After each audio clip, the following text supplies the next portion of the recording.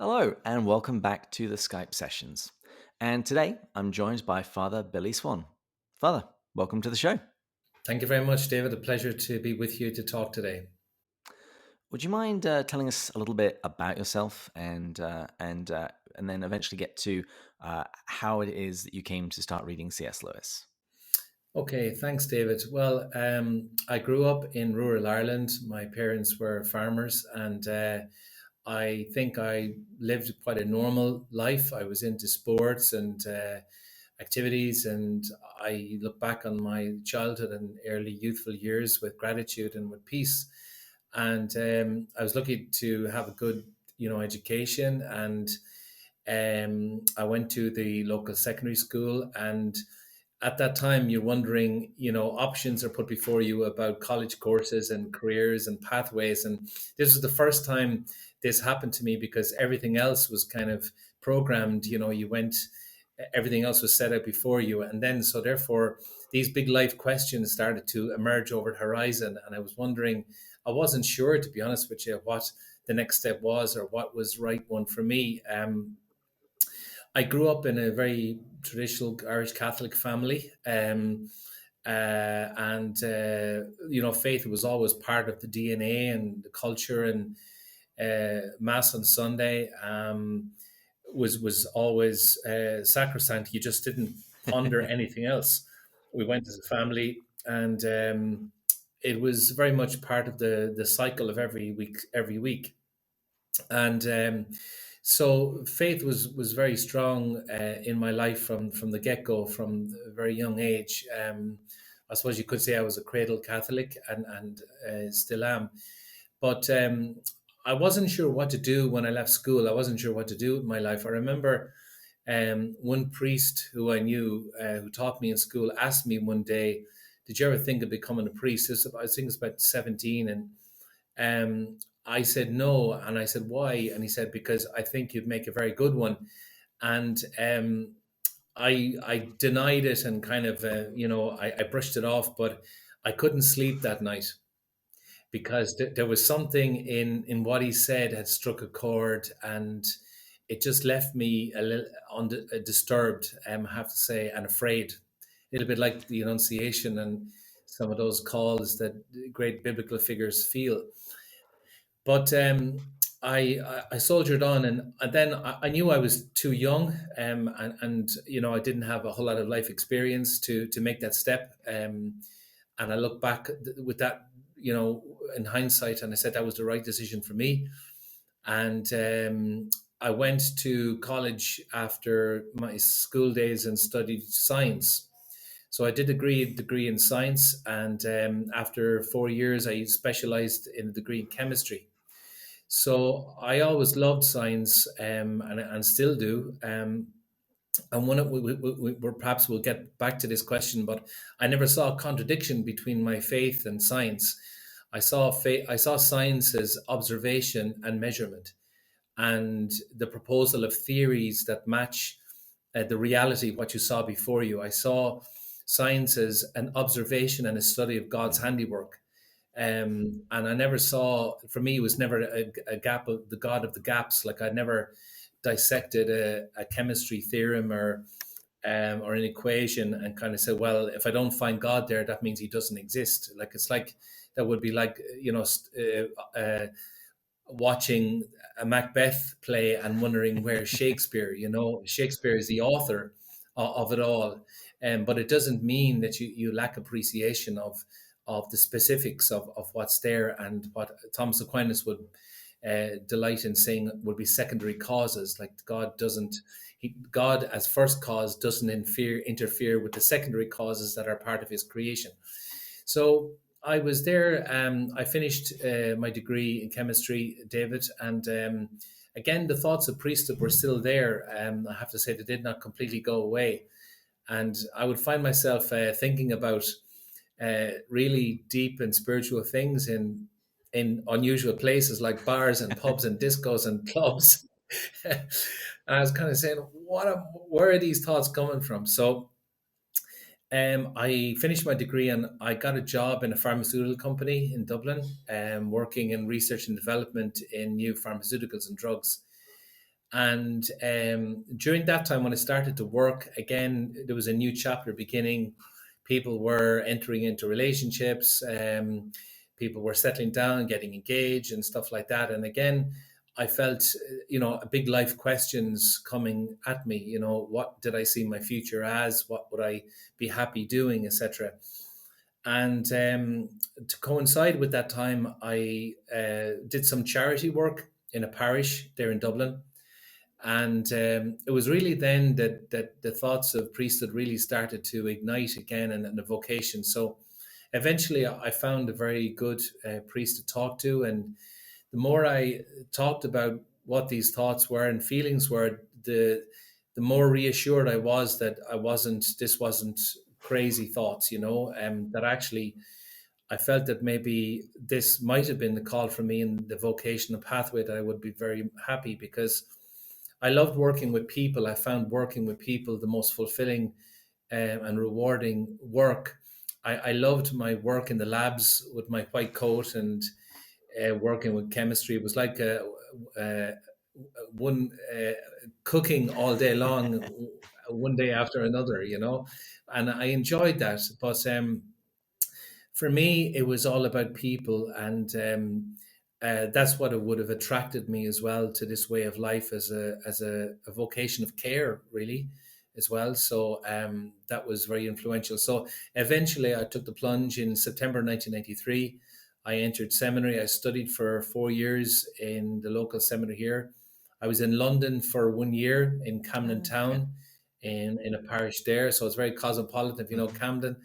It's full of hippies. So it was, yeah, it was one of the most challenging years of my life, but also the most rewarding. And so I was ordained priest then, Catholic priest in 1998.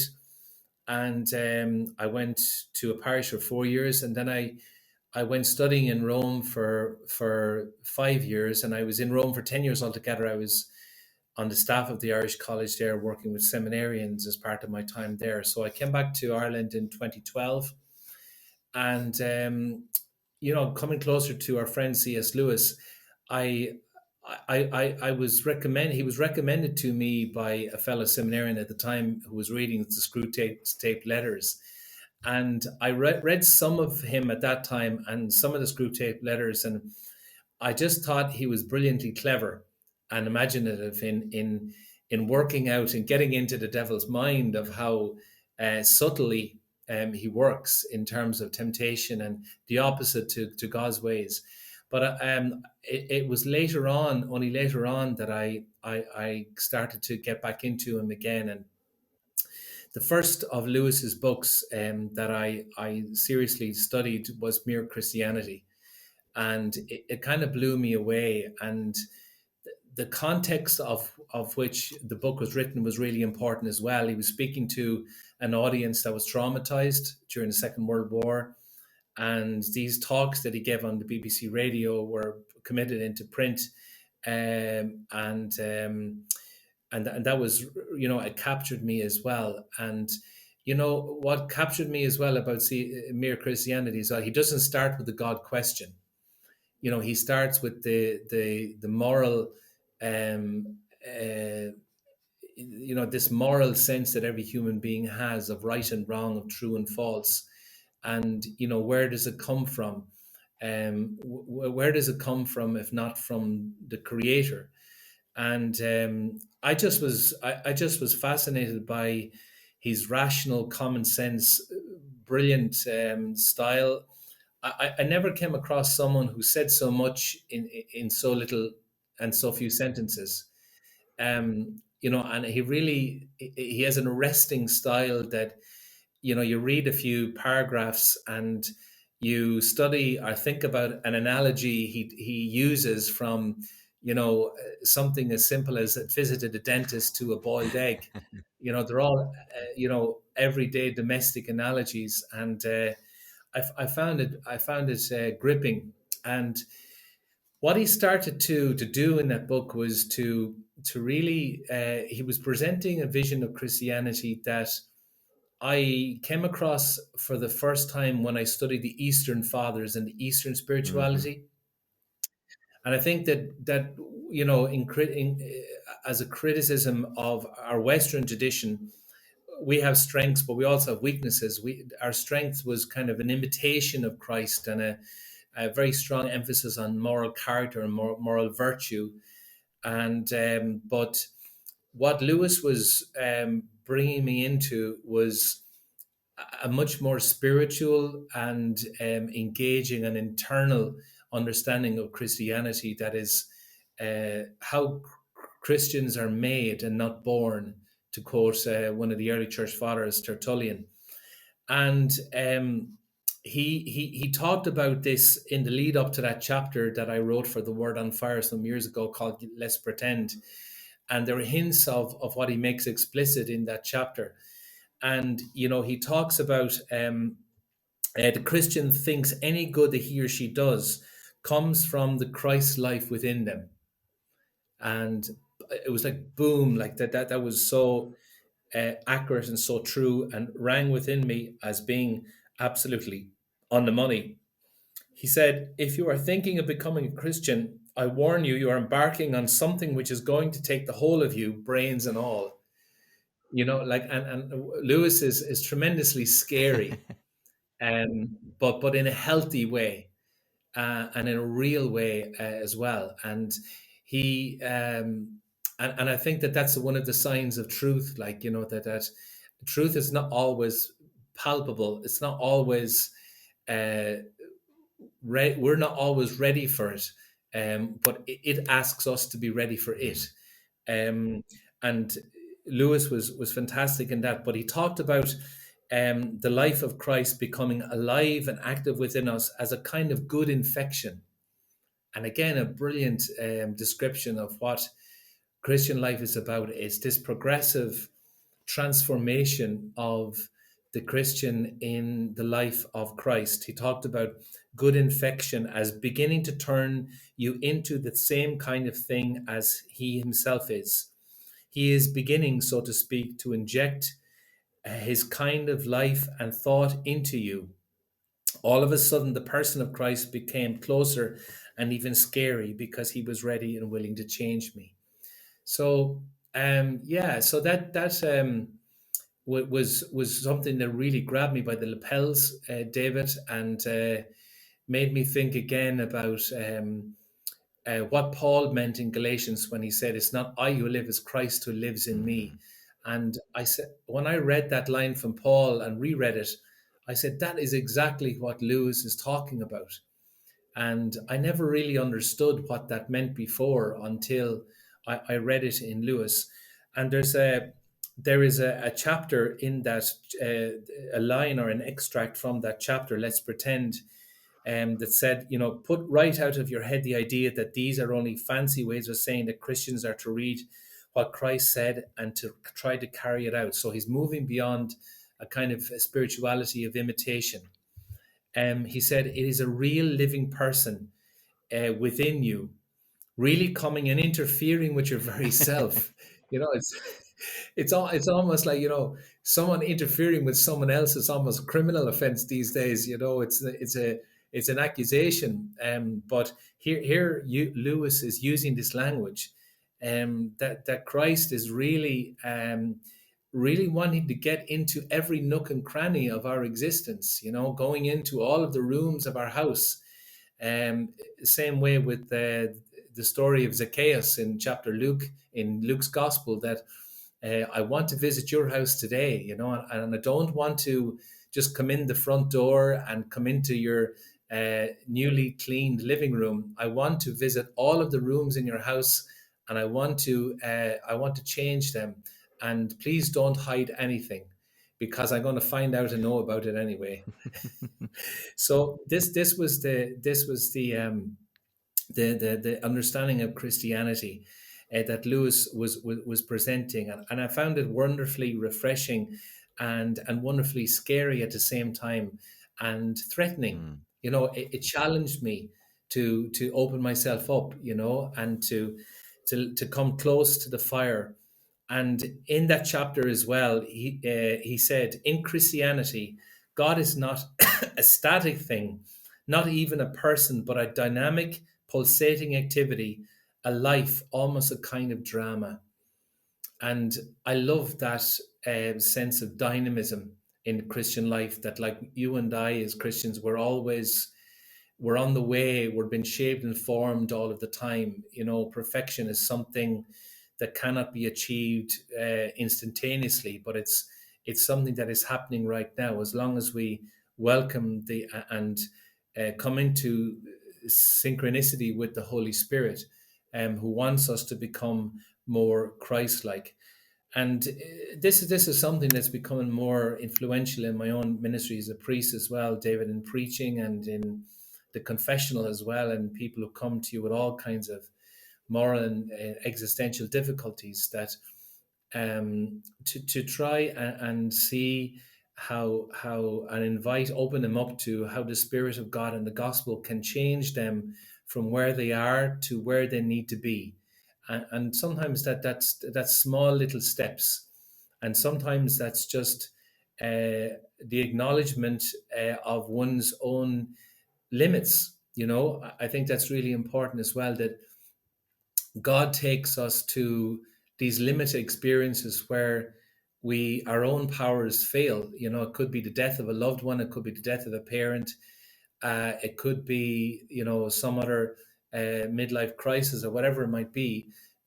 These are limit experiences that uh, you know, we all have to decide then, now what's my choice? What's my attitude towards this?